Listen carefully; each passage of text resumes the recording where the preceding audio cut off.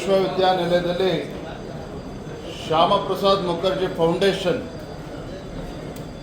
ಏಕಾತ್ಮ ಮಾನವ ದರ್ಶನ ಶೈಕ್ಷಣಿಕ ಅಂತಾರಾಷ್ಟ್ರೀಯ ಅಧಿವೇಶನ ಆಯೋಜನೆ ಮಾಡಲಾಗಿತ್ತು. ಕೇಂದ್ರದ ಸಚಿವರಾಗಿರುವಂತಹ ಧರ್ಮೇಂದ್ರ ಪ್ರಧಾನ್ರವರು ಕೂಡ ಆ ಕಾರ್ಯಕ್ರಮದಲ್ಲಿ ಭಾಗವಹಿಸಬೇಕಾಗಿತ್ತು. ಆದರೆ ರಾಜ್ಯ ಸರ್ಕಾರ ಏಕಾಏಕಿ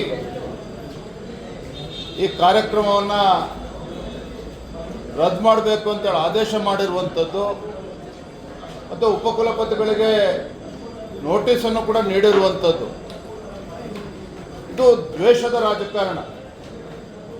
ವಿಶ್ವವಿದ್ಯಾನಿಲಯದಲ್ಲಿ ನಡೀತಕ್ಕಂಥ ಕಾರ್ಯಕ್ರಮಕ್ಕೂ ಕೂಡ ಇವರು ಕಲ್ಲಾಗ್ತಕ್ಕಂಥ ಕೆಲಸ ಮಾಡ್ತಾ ಇದ್ದಾರೆ ಅಂತ ಹೇಳಿದ್ರೆ, ಇವತ್ತೇನು ರಾಜ್ಯ ಸರ್ಕಾರ ಬೆಳಗಾವಿನಲ್ಲಿ ದ್ವೇಷ ಭಾಷಣದ ಮಸೂದೆಯನ್ನು ತಂದರು, ನಿಜವಾಗ್ಲೂ ಕೂಡ ಇವ್ರ ವಿರುದ್ಧ ರಾಜ್ಯ ಸರ್ಕಾರದ ವಿರುದ್ಧವೇ ಕ್ರಮವನ್ನು ಕೈಗೊಳ್ಳಬೇಕಾಗ್ತದೆ. ಅಂದರೆ ಶೈಕ್ಷಣಿಕ ಕ್ಷೇತ್ರದಲ್ಲೂ ಕೂಡ ಈ ರೀತಿ ಒಂದು ರಾಜಕೀಯ ಹಸ್ತಕ್ಷೇಪ ಮಾಡುವಂಥದ್ದು ರಾಜ್ಯ ಸರ್ಕಾರಕ್ಕೆ ಶೋಭೆ ತರುವಂಥದ್ದಲ್ಲ.